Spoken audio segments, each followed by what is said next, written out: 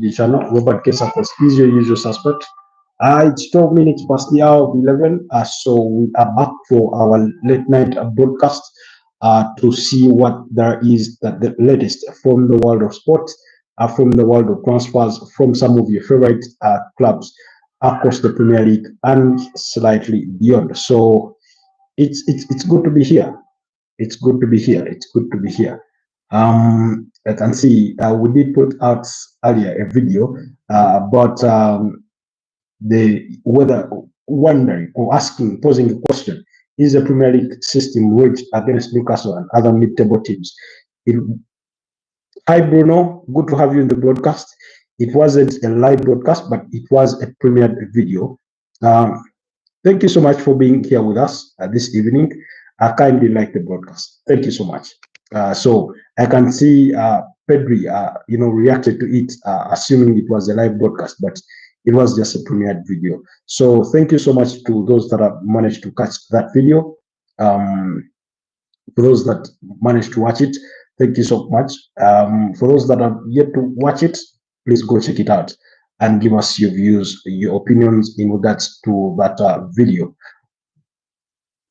Pedri, yes, I was just talking about you, but just a couple of seconds back, saying that you had reacted to our earlier video, wondering or that question whether the Premier League system is rigged against some of the teams like Newcastle, mid-table teams, and the smaller teams in the league. I saw you were wondering whether it was a live stream. So hello to you too. Good evening. How are you doing? I hope you're doing okay. It's been a bit of a long day on my side, but all will be well. All will be well. So it's been that kind of day. A bit lengthy, had a hospital appointment and things like that. But yeah, we are good. We are good. How have you guys been? How has been your day? Anything exciting? Anything worth sharing and things of that nature? Let me know. Let me know how your day has been before we get into the conversation tonight, because it will revolve around transfers. We'll also get to speak Man United a bit. Then also some games coming up as far as friendlies are concerned. I think this PL is unfair to mid-table teams. Yes, I do share similar sentiments. And for those of you that are wondering what sentiments those are, please go to the channel, check out under the video section. You will see that video where we did pose that question, whether the system is rigged against our teams. Anyways, like I said, it's a quarter past the hour of 11 p.m. and I'm coming to you live from Kampala, Uganda. It's a pleasure to be back with you. Thank you so much to all our new community members and every single one of you that has recently subscribed to the channel, that has recently joined the community.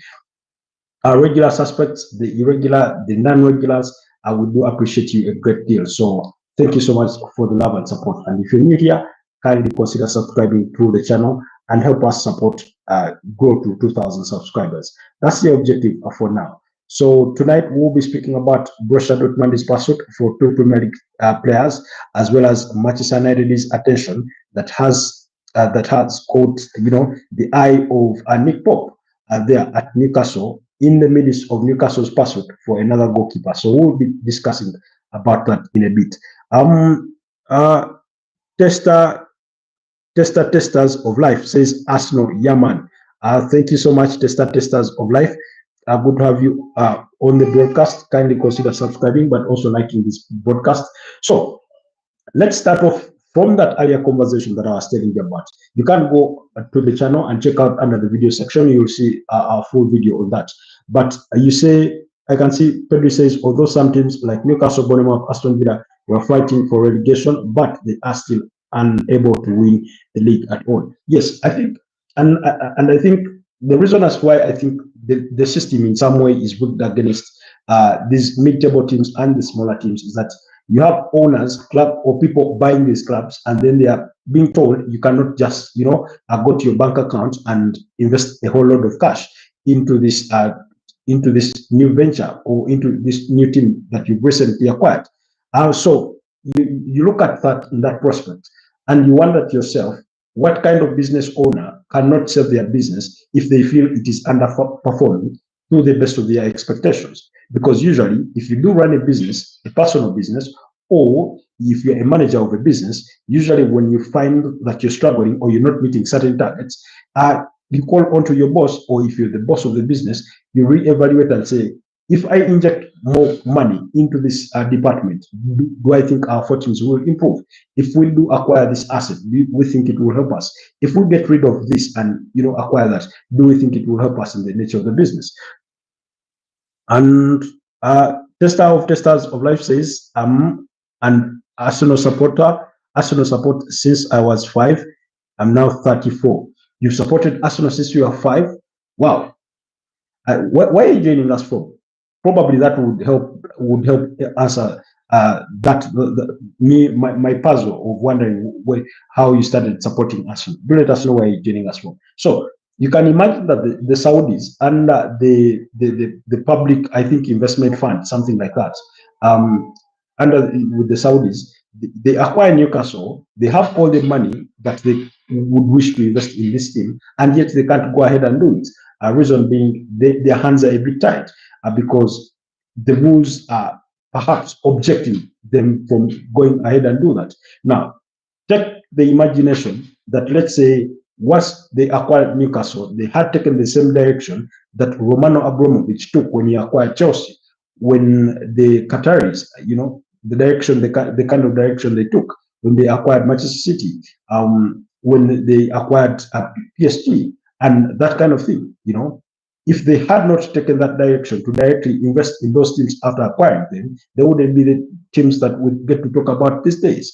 That's Chelsea, that's Man City, that's PSG, and and things like that. So once in a while, you have a mid-table team that comes up and qualifies for the UEFA Champions League. Then the subsequent season, maybe they fail to make it, and then they are gone. And then maybe they will bounce back. Sometimes they do not bounce back. Sometimes they struggle. Things like that. Another example I can give you is Burnley. Burnley at some point, under the charges of Sean Dyche, have made it to the UEFA Europa League, but today they have just qualified back to the Premier League. Now, I assume or I imagine that if at the time when they qualified for the UEFA Europa League, their owner, let's say, wanted to invest more money to try and elevate the team. Let's take the example of Nottingham Forest present day. You have Evangelos Marinakis, the owner, who also owns Olympiacos. Just imagine if, let's say, he had 200 million pounds. You just can't go and start buying all these star players that are a sizable upgrade to the ones they already have, because they know that they're going to compete in Europe, whether it will be eventually the Europa League or the UEFA Conference League, whatever the Court of Arbitration for Sport will decide. In that case of Crystal Palace, remains to be seen. But just imagine if they can be able to go ahead and acquire players that further improve them. That, let's say, if they get to play in the Europa League in the UEFA Conference League this season, they can remain competitive and also play and perhaps qualify for the Europa League next season, or even the UEFA Champions League. That because they finished 7th on the Premier League block, and maybe next season they invest well and they finish 5th, and that kind of thing. Or even if they were to finish 7th, at least for 3 consecutive years, that would be an achievement in its own measure for a team like Nottingham Forest. So I believe that the system, in a way, is rigged against some of these teams because they are not able to participate in some of the competitions that these bigger teams get to participate in. They get to miss out on a huge chunk of revenue. They get to miss out on a huge chunk of revenue. I gave the example in that video, guys. You can go to the channel and watch that video. But let me, give you some fair share of that bit. You look at a team like Chelsea, who have participated at the FIFA Club World Cup. You look at Man City; they earn probably no less than 60 million pounds. Chelsea, because they turned out to be eventual winners, they earn about 97 million pounds. And yet we expect that Newcastle, who are going to play the UEFA Champions League next season, same as Chelsea, that somehow they should be able to compete the same way Chelsea are competing in terms of signing players, favorably. And yet they do not have that financial muscle. They do not have that extra cash that Chelsea have at their disposal, that Man City have at their disposal, and yet they are not bringing in as much revenue as Liverpool are bringing in.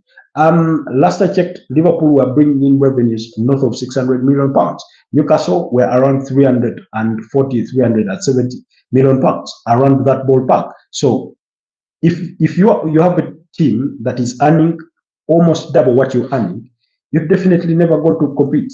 You're not going to compete favorably. So that's why I think that owners of these clubs ought to be given some wiggle room to try and invest cash indirectly. The way these clubs are told that you're not allowed to make losses of 150 million pounds in a space of 3 years is the same way we should say club owners should be allowed to make direct investments to a certain tune or in certain areas. You get, like let's say your revenues take care of players' wages, but let an owner be allowed to invest 100 million pounds and 200 million pounds, let's say in a given scope of time, to bring in some players, and then the club will further improve. Look at the other example I can give is, for example, look at Arsenal today. There are reports that Arsenal has recorded record sales for Victor Gyökeres's shirts or in shirt sales. So because they've been able to bring in a player of his stature, they are improving on their commercials in terms of bringing in revenue.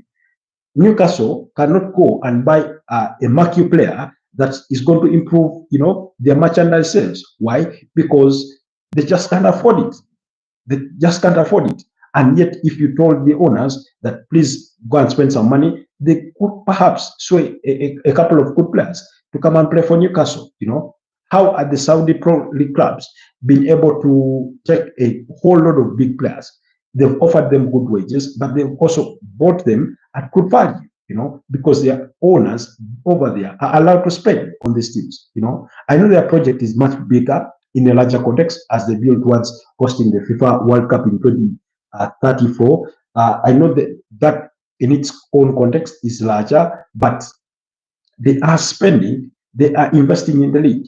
Let's not forget, China at some point did it. The likes of Marco Arnautovic went over there. Oscar Mboaba Jr., who played for Chelsea, went over there. Ramirez had a stint there. I think it was Dembaba Ismail Chakhtiote before he passed on. Actually, he passed on while he was there at one of the Chinese clubs. So, China was equally trying to do the same thing, to invest directly into the game. Anyways, I'll leave that at that. For more of my thoughts on that, please go to the channel and check out what my other views are regarding that particular topic, whether the Premier League system is rigged against mid-table teams and smaller teams. Tester says, ever since FIFA came out, I used to challenge my brother. I chose Arsenal every time as the years went on. They have been my team, Gunners for life. Are you excited about new signings so far? I think I'm excited by the excitement of Arsenal fans in regards to the new signings. Particularly, I'm excited about Martin Zubimendi. I think he's a player that is going to be very pivotal to whatever Arsenal may do next season, for as long as he can stay fit. I'm excited about what Christian Nogard brings as a backup player, in that midfield. But also, I'm excited about Victor Gyökeres in a way, because but my excitement about Victor Gyökeres is largely because of the excitement of other Arsenal fans and the kind of expectations that lay on his shoulders and how he looks set to embrace them. And Arsenal are going to be under enormous pressure, especially the manager Mikel Arteta, because he is in the 6th year of his project, and it sort of feels, from the outside, in the fans' perspective, it feels like a make or break, a kind of a season that is upcoming for him. Maybe internally the sentiments may not be to that magnitude, but or to the outside world, it's a make or break season. So I look at these new players, and they have to sort of steamroll a kind of fresh energy, a breath of fresh energy into all that squad that has been there, that has been finishing second for the last 2 seasons, for the last 3 seasons, to tell them, look, we can go over the line and win a Premier League title, so or win the UEFA Champions League title, or whichever piece of silverware.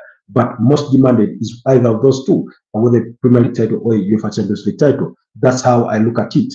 Pedri, you say, however, the Premier League still remains the most competitive and entertaining league in the world. Yes, that's true. It remains very competitive. The reason as to why it remains that, because on average, again, Premier League teams stand to make more money as compared to what other teams of similar stature elsewhere are making. So, for example, of course, teams like Real Madrid, Barcelona, Bayern Munich sometimes, maybe even Juventus. I do not know how very routinely, but they get to make bigger revenues than some of the top Premier League winners or earners, But when you look at the teams below those giants, in other leagues, they do not bring in as much revenue as the mid-table teams in the Premier League. Look at a team like Brighton and Hove Albion, one of the best run teams. A team like Tottenham Hotspur financially is one of the best run teams. Hi, Snow LFC. Good to have you back on the channel. Snow LFC is from the USA, from Oklahoma. Yes, that's the best I can remember about him.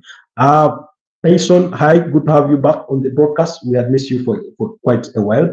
I hadn't seen you around in a bit. So when you look at a team like Athletic Bilbao, a team like Valencia, a team like Sevilla, a team like Real Sociedad, a team like Celta Vigo, they do not get to make as much money as some of these, even the teams that get relegated. I'll give you an example. The team that wins the championship playoff gets around £100 million. So you can imagine they get promoted to the Premier League with £100 million to spend, and yet Real Betis, who finished within the top 10, are struggling to sign Antony, who impressed while on loan there. And yet you have Sunderland that has so far bought about 6 players now. They paid they paid £30 million for Habib Diarra. They paid £20.5 million for Simon Adingra. They paid €20 million. At least 17 is the guaranteed fees and 3 unexpected add-ons, but at least they can afford to spend that on players. So they are able to spend £30 million. And in any case, they could even go beyond that. How many teams in Spain struggle to spend that big, outside the big three in Atletico Madrid, Barcelona, and Real Madrid. So yeah, the Premier League eventually sort of remains competitive, and globally the kinds of revenues that they are able to bring in terms of commercials and broadcast rights are really, really high. So then Mosquera says, sorry, not Mosquera, forgive me. Pedro says Martin Zubimendi is the next Sergio Busquets. Trust me, he plays so well in La Liga. I have experience against him. A positive about him is that he is a big player. He is a big game player, so does really good versus big teams. I think that sounds very, very exciting for all Arsenal fans. Oh, I know. Patient says, "Oh, I know. I just had to start school. My dad told me to start school already." Okay, we wish you the best of luck, Patient, in your studies. Pedro says, "You say it's summer holiday actually." Okay. Today I met a student who is in their summer break. They're studying dentistry in Hungary, but they're back in Uganda for their summer break. You never know. Some people have internship, or it's called what, summer school. Yes, some people have summer school. I've had something like that. For us, the second term, depending on what grade you're in, school is on. I know university students will be reporting back at the start of next month, or within the first 1 week, something like that. So yeah, so in regards to Martin Zubimendi, I want to agree with you that he is a very, very good player. He's technically very gifted, and naturally, I think for the 2 games so far we've watched him in an Arsenal jersey, I think it's safe to say that we've been impressed, particularly that game against Newcastle, the way he coped with the physicality, particularly that Newcastle bring in their game. I thought he competed well in certain duels. His quick passing, I thought, was looked quite impressive. His ball recovery is good. He does anticipate the game. He reads the game at a significantly better level than some of the central midfielders that I've seen in recent times. He's a different breed. I think I personally have compared him to Jorginho. He is a bit slower as compared to maybe a Declan Rice if he's playing that deep line role, maybe slower than the likes of Moises Caicedo, Grant Gravenberch, but he relies more on his intelligence in anticipating and reading the game and being able to dictate the tempo of the game. By the way, I wouldn't be surprised if we went into a game where, let's say, Mikel Arteta thinks he needs to use a double pivot. He chooses to play him as a number 8 in a game. I'm just thinking, because he has those capabilities to play for you as a box-to-box kind of player. He has no problem arriving in the box. I remember this one duel that he tried to challenge for, and it was way, across the box. And now you get to wonder to yourself, why is our CDM doing, in the opponent's box? But he is that kind of breed of player, really. Very, very special talent. I hope everything does work out for him in an Arsenal jersey. Then you say, Testa says, Arsenal have always been a top-tier team. Arteta has shown us a different side of Arsenal, but I think the way the club has spent money has been to give a competitive side. Okay, Pedro says, in short, he's basically the next Rodri, very good under pressure. Okay. Hi, Jax. Good to have you on the broadcast. Kindly like the broadcast, but also consider subscribing to the channel since we're seeing you here for the very first time. Jax says, just came on. What are you talking about? We're talking about football. It's a football channel. It's called at Footballtribeug, and I'm coming to you live from Kampala, Uganda, in case you're wondering. So then Pedro says, you say, do your top three signings in Europe who you think will succeed, and top 3 signings that will flop. Okay, let me answer that in a bit, but let me first add to what Testa was saying earlier on. I saying that Arsenal have always been a top tier team. Yes, that they've been, but I think by the time Mikel Arteta walked in, Arsenal had regressed so much to the disappointment of its fans and minders. Testa is from South Africa.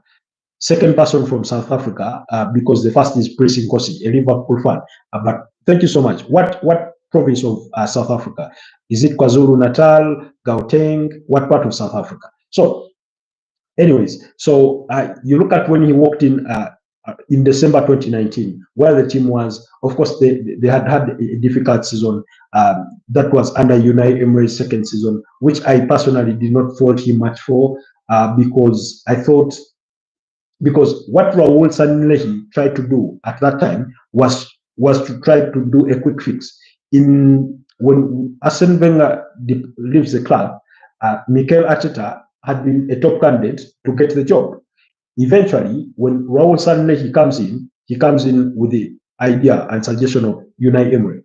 And to Unai Emery's credit, he did impress the Arsenal bosses with his video analysis in review and analysis of the team that was available at the time, and the kind of vision that he had for the team. Deep down, I appreciated Unai Emery as a manager. I really, really liked him. Things did not go well for him in the second season, but also on the backdrop of the first season, given that Arsenal had lost to Chelsea by 4-1 in the finals of the UEFA Europa League in Baku, Azerbaijan, but also towards the tail end of the season, Arsenal were trying to push for a top 4 finish. They failed at that. They fell off the wagon and eventually finished 5th. And then we start the season, of course, the issues of Granit Xhaka. You had all these, old players, Stefan Lichtsteiner, you had Socrates Pastatopoulos, you had David Luiz, you had Sid Kolasinac, you had as so many underperforming players. One of the players that he really, really liked in that team was, I think, Matteo Guendouzi. He got Saka playing at left back, which I do not fault him for that much. But overall, the kind of squad that he had at the time, in terms of player quality was so far lacking. And in any case, what the kinds of changes that Mikel Arteta did when he walked in, with when Edu they started terminating contracts to move on players so that they can bring in other players, which wasn't the good side of business, but they needed to do that. The club needed open heart surgery, and I think they did that, and that's why we see that present day Arsenal fans and demanding for a major title as the bare minimum. They no longer are interested in a top 4 finish, in a second place finish. They do not just want to compete now. Now they are demanding silverware. But that's how far he's taken them. It's taken him that long because he didn't have the experience let's say, of a manager that has won before, that the way maybe Antonio Conte walked into Chelsea and won them a Premier League title, regardless of the kind of squad that he met at Chelsea. So, and that kind of thing. But I think he's done a tremendous job. Snow LFC says, how are you doing, sir? I'm good. Thanks for asking. How are you doing on your side? Testa says he comes from Gauteng. Jack says, what do you think of Chelsea next season? Let me answer that in a bit. Person says, sorry, I have to leave live for a second. My mom had me to do the dishes. It's all good. It's all good. But let me first answer Pedro's question about the top 3 signings in Europe. Now, I think Europe is, you've really stretched that for me. It's going to be very hard for me to be very objective, but there's a lot of good signings that have been done. I think Mark Flaken, the goalkeeper that has joined by Leverkusen, is a very good goalkeeper. I rated him highly. Brentford signing Kelleher is a very good signing. I look at Atletico Madrid acquiring the services of Alex Baena. That's a very brilliant signing. I look at Real Madrid getting Dean Howson. It's a good signing. Alvaro Carreras, a good signing. You go over to Italy, and Samuel Brucci at AC Milan is a good acquisition. You look at the kind of business that Juventus are doing. Francisco Conceição, signing him permanently from FC Porto. A lot of good business has been done, but in regards to who will live to the expectations or who will succeed the most, I get the feeling that Florian Wirtz is going to be one of those. If he doesn't get injured, he's a very exciting piece of talent. Like I said, I'm going to be a bit biased on this one because I can't tell you everybody that has been signed in France, in the German Bundesliga, but Bayern Munich getting Nick Waltmate, I know that deal is not yet over the line, but it could turn out to be a very brilliant acquisition for Bayern Munich, same as Luis Diaz.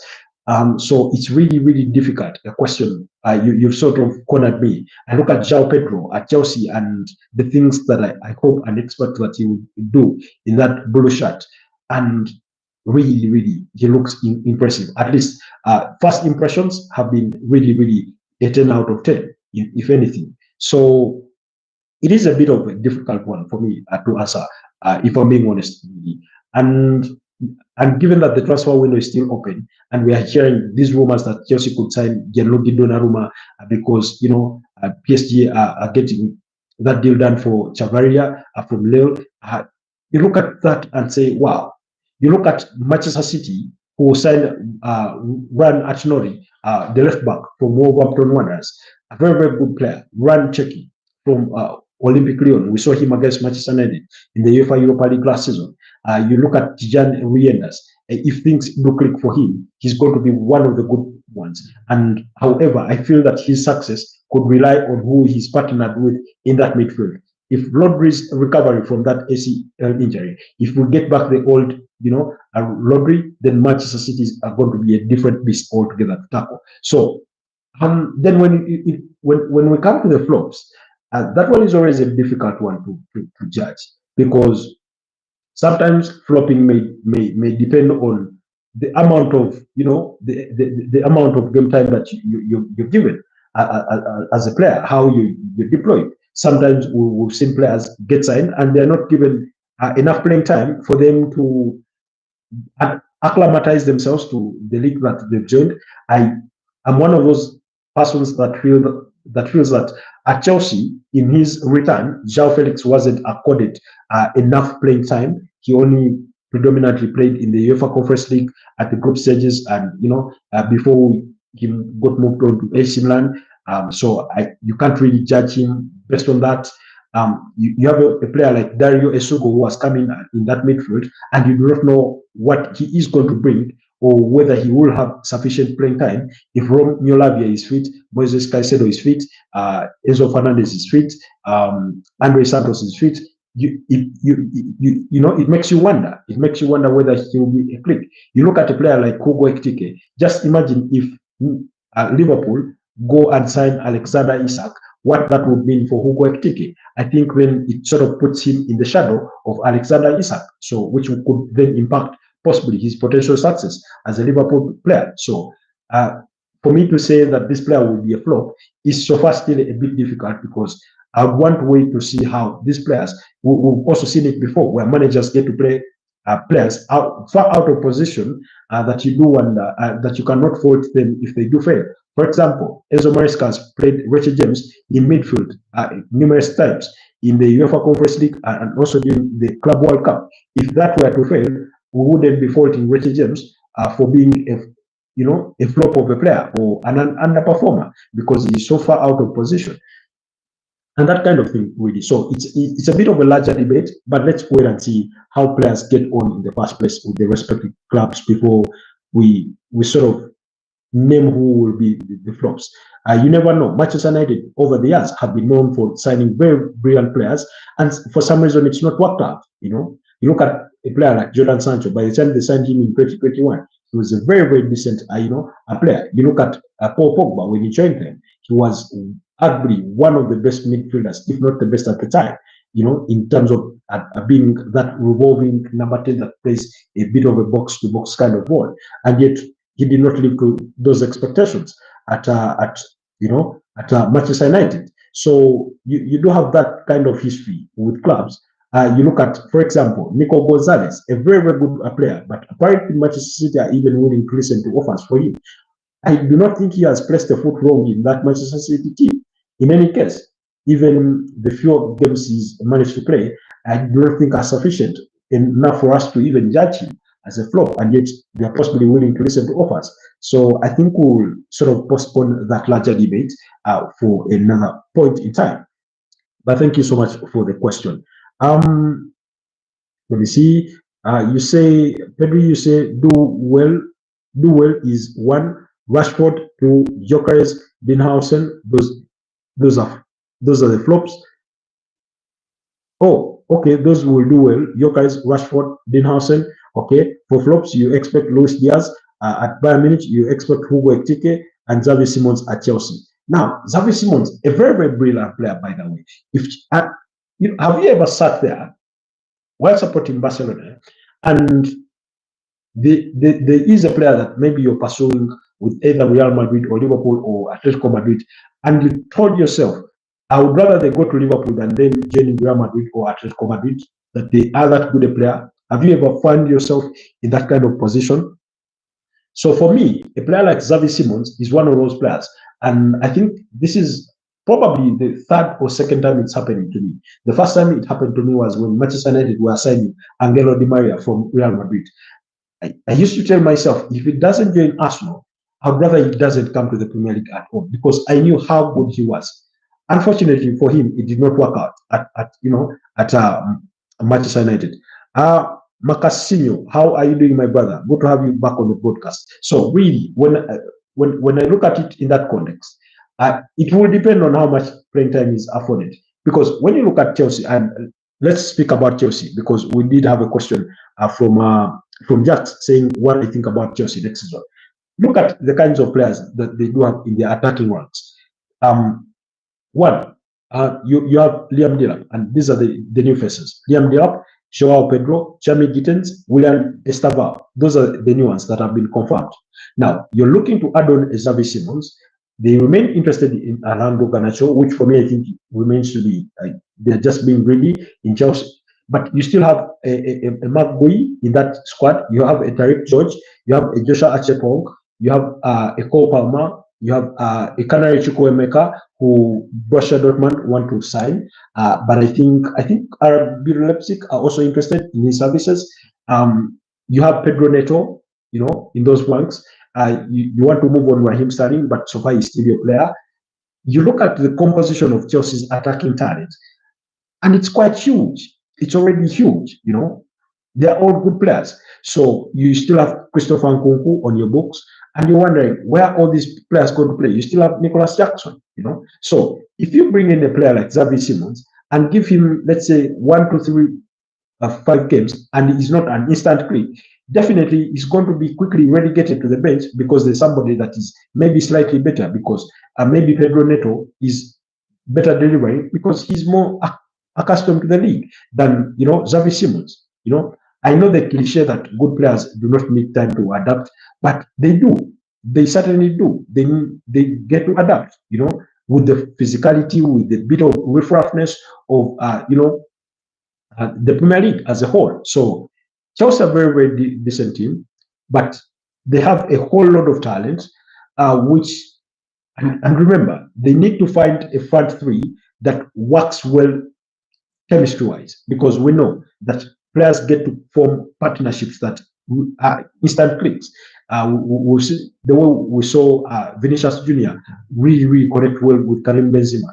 That partnership was so good, because they had clicked. The way we saw Mesut Ozil with Cristiano Ronaldo, it was brilliant to watch, It was brilliant to watch.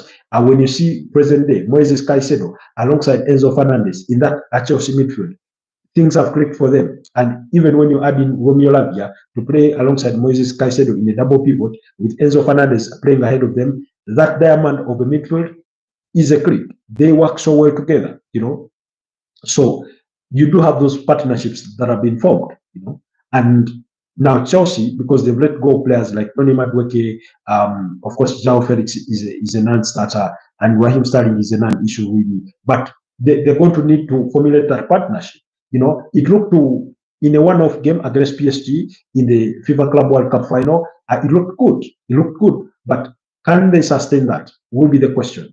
Was that a one-off kind of game? Really?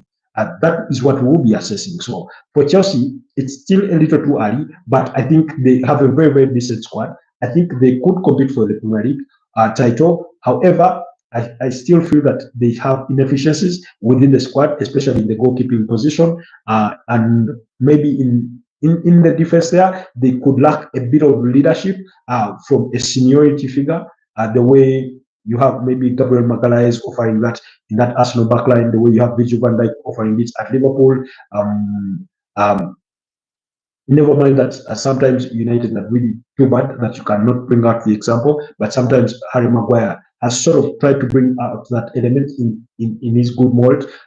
So you really, really look at Chelsea and you feel they sort of lack that kind of figure. But it's not to say that they won't compete. For me, I personally think they will compete. I mean, there's Giovanni Quenda even coming next summer. So if William Estabao does click the way we saw him at the FIFA Club World Cup, I mean, defenders are going to really, really struggle stopping Chelsea. So, but the questions will be within their backline there, whether it's Trevor Chalobah starting alongside Levi Colwill, whether it's Tosin Aderabio alongside Trevor Chalobah or Levi Colwill, with Marco Correa on the other side, and Richard James, whether it's Jorel Hato, who they are looking to finalize, from Ajax and things of that nature. Let's just wait and see. But Chelsea are a very, very decent team. I hope I've answered your question, Jax, regarding Chelsea on that one. Quickly, okay, I think I've answered that. Okay, Gauteng, okay. Snow LFC says I'm good, but must be late over there. Yes, it's coming to midnight. It's about 9 minutes to midnight, but no worries. I got you covered.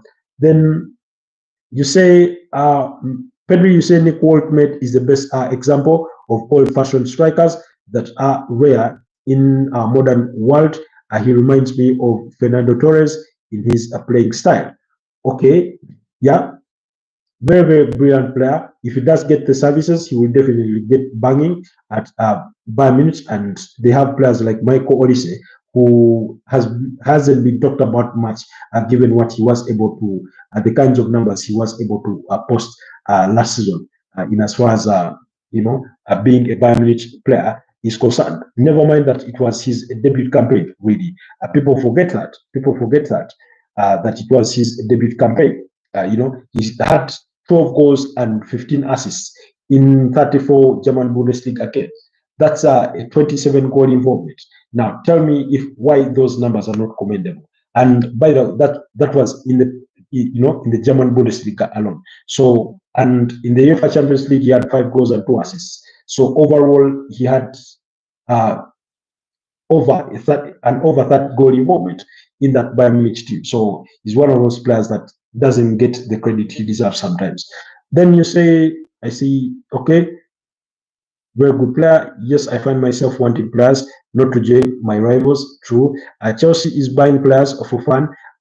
They do not need Xavi Simons like he is gonna play. They signed Estevao, Gittens. They are linked with Garnacho. There is Neto. Yes, they have so many good players, and yet Chelsea are in the business of trading players. Let's not forget that. They sign all the good players. Whoever clicks, they stay. Others get moved on. That's basically what they're doing. So because there's no way you tell me that even if you are to have 2 sets of teams are playing different competitions, because the FA Cup doesn't come until January, so that's by that time we are halfway the season. Which kind of player that is worth their salt is going to sit in your squad and wait for January to play, in the FA Cup, the Carabao Cup, even when it comes and around September,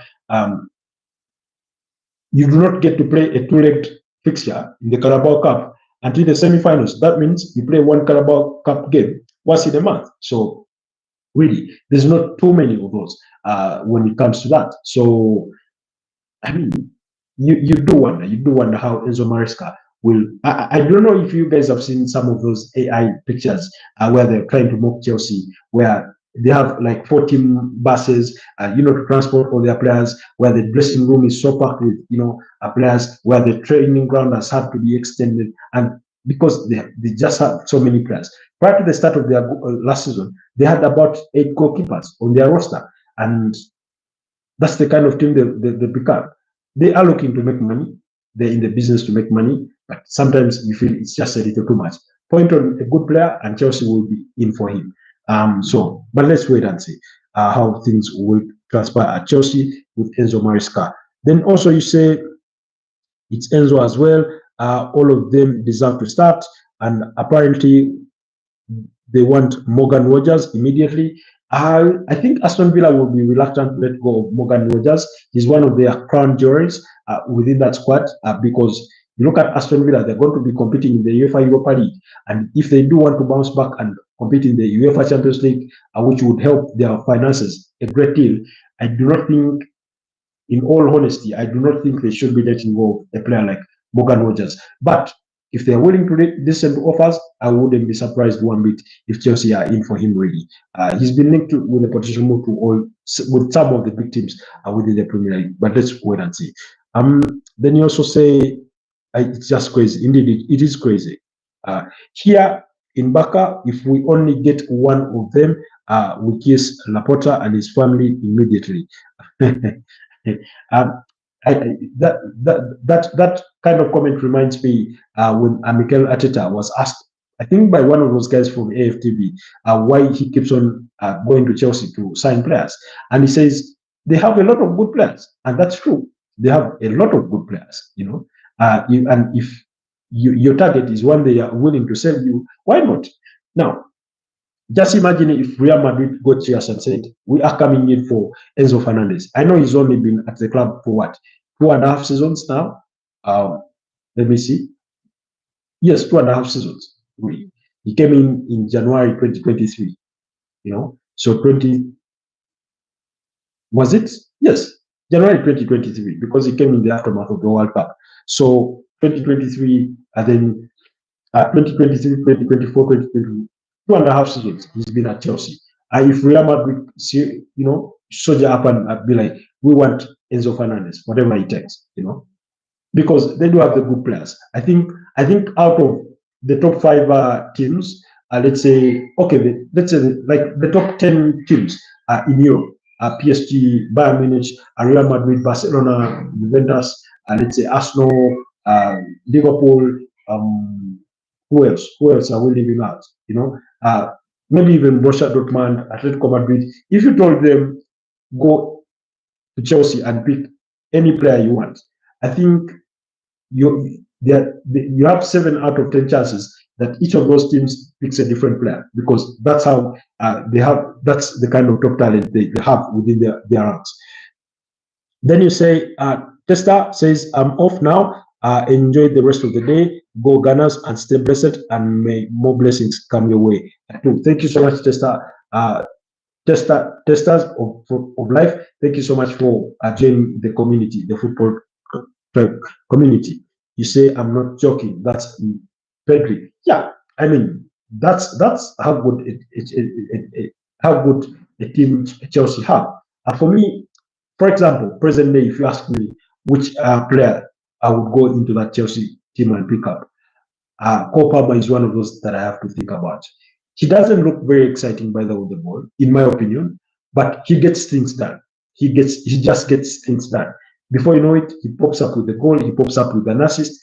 He may pop up with a brilliant free kick. He just gets things done. He's not the kind of player that looks exciting on the eyes. And that I do not think you get to watch a football game and you're like, Cole Palmer was that entertaining in the sense of football being an entertainment sport. You do not get that. But when you look at the statistics, when you look at the numbers at the end of the game, he is one of those that have posted the good numbers. So that's the kind of player I look at him. Very effective player. Moises Caicedo, I mean, in that midfield, he's settled in well at Chelsea. He's one of those players that I would definitely think about.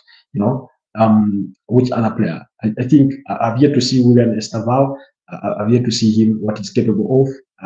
João Pedro, I did appreciate him while he was still at Brighton. And let's see how he fares on largely with Chelsea. Enzo Fernandez, he's really, really a player to think about. A World Cup winner, so you can never rule that one out. Football edits. Do you think Gyökeres will do well at Arsenal? I think he will do well because I think last season in Europe, he created the most chances of all strikers. So his game is not just about scoring. And I think that's what I've come to appreciate about him. Because if you score 97 goals and provide 28 assists in 2 seasons, then that means you provide on average 14 assists in a season. That's not bad. That's not bad. So his game is not really just about goals. And I think that is the other exciting part. But also, the way he has embraced this whole bit of pressure, whether he can live through it remains to be seen. But I think his hunger, to prove a point, will have him do whatever it takes to succeed. That's for starters. And when you look at the kind of team that he's going to be playing in, a team that does create lots of chances, you do expect that he will bury some of those chances, most definitely, because if Darwin Núñez can't score some goals, and we think that Gyökeres is a better player than Darwin Núñez, in both playing in teams that create lots of chances, then definitely, why not? So I do think he will succeed. It will take some bit of work. Arsenal may, in a way, have to adapt their game to sort of accommodate his style of the way he likes to, run at defenders. He's quite pacey, by the way. He's not afraid to take on defenders on the counter-attack.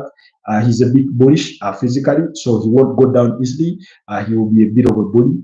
I do not think he's going to be run off easily.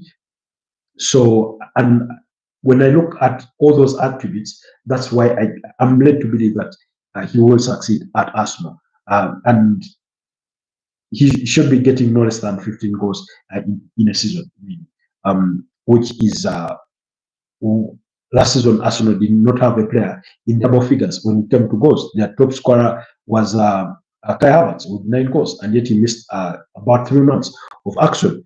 Chelsea have offered Aston Villa Nicholas Jackson, Tosin Aderabio, and 35 million pounds for Morgan Rogers. I saw those reports. Excuse me. I saw those reports, but I suddenly did not believe them.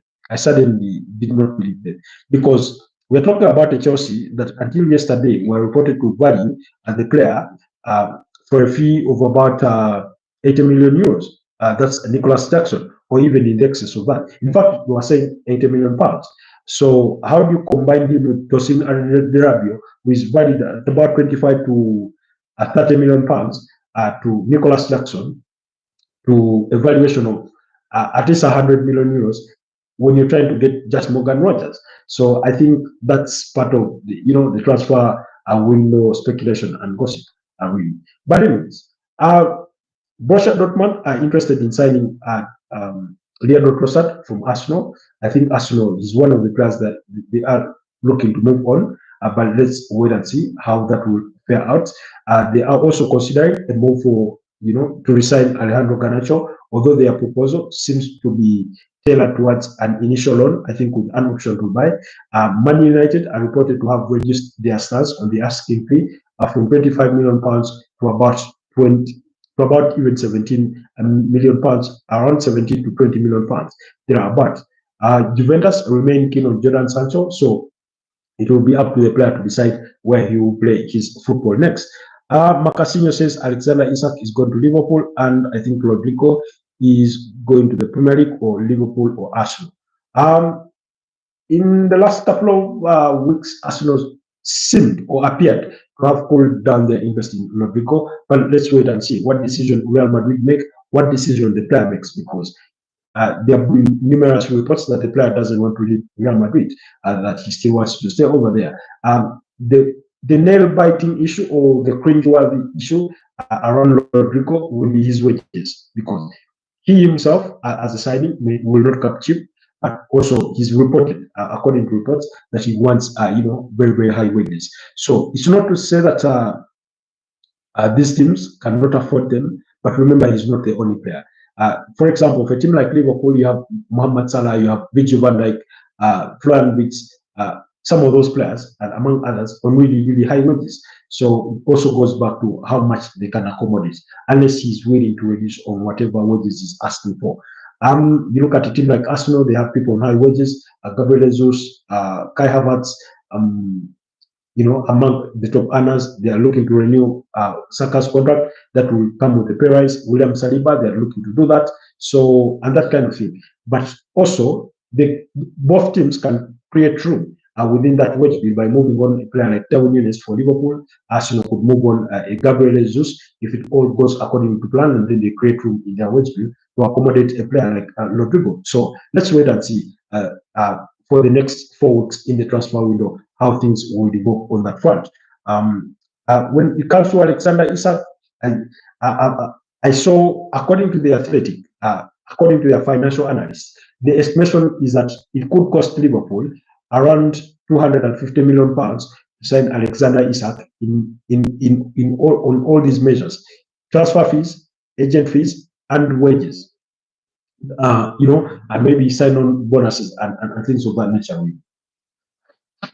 Excuse me. I think I'm catching a cold. But anyway, let's get this done out of the way. So I had that figure, and there's a way it's ear buzzing in a way. 250 million pounds. That's quarter a billion quid. That's quarter a billion quid. Insane amount of money. So because one, Newcastle are in a very good negotiating position. While the player wants to leave, he still has 3 years to his current contract. So if Newcastle say that we are not willing to negotiate for anything below 130 million pounds, then they can easily stick to their guns on that. And then Liverpool have to sort of increase maybe their whole total package. So, but for argument's sake, let's assume it goes to for, let's assume he goes for 150 million pounds. So that means you have another 100 million pounds. Of course, some of those costs all those costs will be have to spread over years, but it remains no less a big figure. And then his agents, I do not know how much they will demand for, but if you're buying a player at 150 million pounds, then if they have to take 10% of that, that's 15 million pounds, so that's already high. And then you look at his wages. Currently, there have been reports that at Newcastle is demanding for wages in the region of 300,000 pounds. Possibly with a team like Liverpool that are even bigger, you could ask for more. You could ask for 350 grand a week. So, so really, it won't be a cheap deal if Liverpool are to do it. I know other teams do appreciate the player, but financially, they do not think it's plausible for them to carry on. Pedro, you said total fee. I think yes, you're relating to that Morgan Rogers did. You said total fee 122, 120, 60 for Jackson, 25, something. Okay, all right. About 25. You say for Tosin Aderabio and 35 mil, and I argued even before before the addition of that, extra money that comes in. I mean, when was the last time we had a swap deal of that magnitude? I do not think ever. But anyways, guys, Tottenham are talking to Real Madrid for Rodrigo. They are they officially lost their minds. I've also seen reports that Rodrigo wouldn't want to join Tottenham Hotspur, but I can never say never when it comes to players and transfers. Really, even let's enjoy. I think for me, I've said this. Rodrigo is a very, very good player, and he's capable of playing for any big team across Europe. And even PSG have reported interest in the same player. But choosing Tottenham, unless I remember, one of those players that Man City signed, and I think it was Robinho who said it. They thought they were going to Manchester United because they concentrated on hearing Manchester. They thought they were going to the giant, yet they were going to the upcoming giant in Manchester City at the time. We're talking about the period when Man City was still under the charges of Magpies, So unless Rodrigo is hearing that, no disrespect to Tottenham whatsoever, unless when was the last time Tottenham signed a player that the whole of Europe were, looking to sign? Maybe you could look at Tunga Ndombele. He was one of those players that was appreciated across board, and he ended up at Tottenham. It just did work out for him. I think arguably one of their most expensive buys in history. But let's wait and see whether they will be able to land his services. Of course, first reaction Rodrigo had was laughing for 10 minutes. Agafanov is joining us from Russia. Hi, Agafanov. Good to have you on the broadcast. Anyways, Manchester United are considering making a move for Nick Pope if Newcastle complete a deal for Aaron Ramsdale. Apparently, they've been told they would need a significant loan fee because Newcastle want to sign him on an initial loan with an obligation to buy. That's the 27-year-old England goalkeeper in Aaron Ramsdale, who's been previously relegated with 3 teams: Southampton, Sheffield United, and AFC Bournemouth. But like I said, he's a very good goalkeeper, and also a lucky goalkeeper because it's not every day that you get relegated all those times and you keep bouncing back with a different team in the Premier League. So, but Manchester United apparently I would consider making a move for Aaron Ramsdale as a goalkeeper that can they would consider making a move for Nick Pope as a goalkeeper that would compete for that number 1 spot with Andre Onana at Manchester United. So let's wait and see whether that will hold any truth to it. I can see it's one of the gossips. Anyways, guys, let's go through quickly the transfer speculation and gossip that is dominating the papers as compiled by BBC Sport. So We've already spoken about Nick Pope. Then Arsenal remain interested in England winger Eberechi Eze, but are not willing to meet the release clause in excess of £16 million, and will only bid if Crystal Palace reduce their asking fee. Yes, it has been widely reported that Arsenal want to negotiate this deal out as opposed to activating the release clause. Then Manchester City's James McAtee is one of those hotcakes, a player that is appreciated in Germany and back in the UK. But apparently, Manchester City want about above £40 million, pretty close to what Chelsea paid for Cole Palmer. So that's the kind of fee they are looking to get for James McAtee, and they've since turned down a £25 million bid from Nottingham Forest. So for the 22-year-old England midfielder, then Paris Saint-Germain continue to press to finalize a deal for Ilya Zabani, and that's the 22-year-old Ukraine centre-back. I told you, Tottenham are also interested in signing him, but let's wait and see. But the player has already agreed by to personal terms with PSG. It's just that transfer fee that they are haggling over. James McAtee reminds you of Mesut Ozil. Wow, that's some huge praise. That's some huge praise you're piling on this youngster. But yeah, he was part of that England squad that won the under-21 Euros. So very, very good player. Although he's not gotten the sufficient playing time at Man City as maybe would have hoped. Then we've spoken about Borussia Dortmund's interest in Leandro Trossard. Then Lyon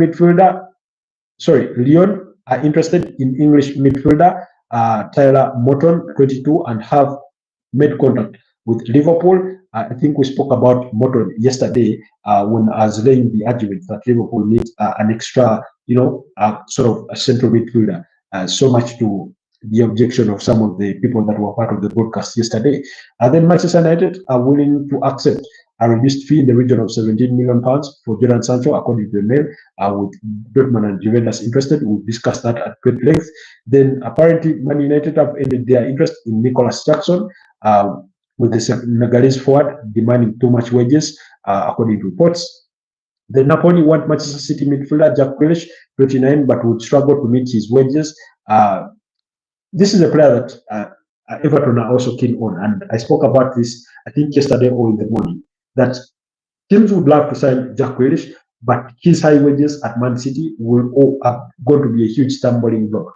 And the advantage for the player is he still has 2 years left on his current contract with Manchester City. So the best option, which I think Man City wouldn't have, would be to send him out on loan with a club that is willing to meet at least more than 50% of his wages, and negate on a loan fee, something like that. So, but let's wait and see. You say, I wish I watched Mesut Ozil for longer because he's one of my favorite midfielders ever that I didn't watch for long. Yeah, Mesut Ozil was really, really sublime with that left foot. Barely one season at Arsenal, 2018. Okay, that's for how long you watched him. Okay, I watched a good chunk of him, and the player that I wish I would have watched a little more than I actually got to watch him in live action was Ronaldinho Gaucho. Such a talent. Then Manchester City have informed German goalkeeper Stefan Ortega that he can leave the club following the arrival of James Trafford from Burnley, and that's according to Fabrizio Romano, while West Ham are eyeing Portuguese midfielder Fabio Vieira from Arsenal. He spent last season out on loan at FC Porto. Arsenal want to move on the player, but Graham Potter is keen on the player. However, no contacts have been made on between the two clubs over the 25-year-old, Portuguese midfielder. Then Manchester City and England midfielder Calvin Phillips, 29, wants to reunite with boyhood club Leeds, according to Football Insider. Liverpool have reached an agreement to sign 17-year-old striker Will Wright from Southport. Arsenal had attempted to hijack this deal, and I think it collapsed along the way. And now Liverpool came back in and won the player over. So that's with that. Then Portuguese side, Fama Lecao are interested in Tottenham's English midfielder at Tyrese Hall, 19, who attracted interest from the championship clubs in January. That's according to Sky Sports. So that's the latest from the transfer speculation and gossip as compiled by BBC Sport. Unless you guys have any other questions. And then Thomas Muller to Vancouver Whitecaps is considered a done deal. That's according to Florian Breitenbach of Sky Germany. So Ortega is so underrated. I would want to believe so. I think given a consistent game time, he's one of those players that would really thrive in goal. Then Newcastle United have reached an agreement with Southampton to sign Aaron Ramsdale. A deal for the 27-year-old England goalkeeper is a season-long loan plus a sizable fee and option to buy permission from Saints to travel for medical and finalize the transfer. How lucky is Aaron Ramsdale really? How lucky is he? Excuse me. Anyways, guys, allow me wrap it here and go rest with this call that I seem to be picking up on. If I do feel fine in the morning, then we'll get to do this again. Otherwise, it's been a pleasure having you guys on this broadcast. Thank you so much, Pedri, for your enormous contribution to the broadcast. Thank you so much, Gafanov, for chipping in. Thank you so much, Testa for life. Payson, thank you so much. Snow LFC, it was great to have you on the broadcast. Jax, it was a pleasure being with you today. Who else? Bruno, always a pleasure. Thank you so much, guys. Let's do this again tomorrow. I hope you have a blessed night, and I wish you all the best until we meet again. Bye-bye for now.